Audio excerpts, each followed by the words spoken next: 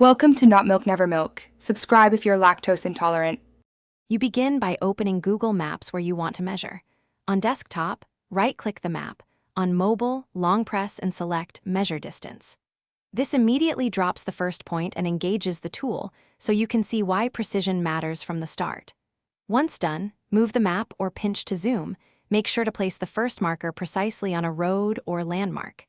That initial accuracy reduces cumulative error as you add segments in the next step. Now you continue by adding points along the route to trace the exact path.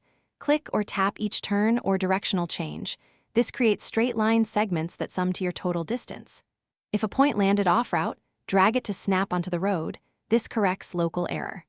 Zoom in when you approach tight curves or intersections so your points align with the center of the road. Once segments are placed, Maps updates the running total in real time, which is why careful placement matters. To finish, check the total distance displayed at the bottom of the screen and switch units if you prefer miles or kilometers. If you need to change the route, use undo or clear to restart. This is faster than dragging many points. If the measurement looks wrong, zoom in and replace any points that may have snapped to the wrong road. Small shifts can change the total. One key troubleshooting tip: refresh the map or restart the app if the measure tool freezes, then try again. Thanks for watching. If this was helpful, leave a like and consider subscribing. See you next time.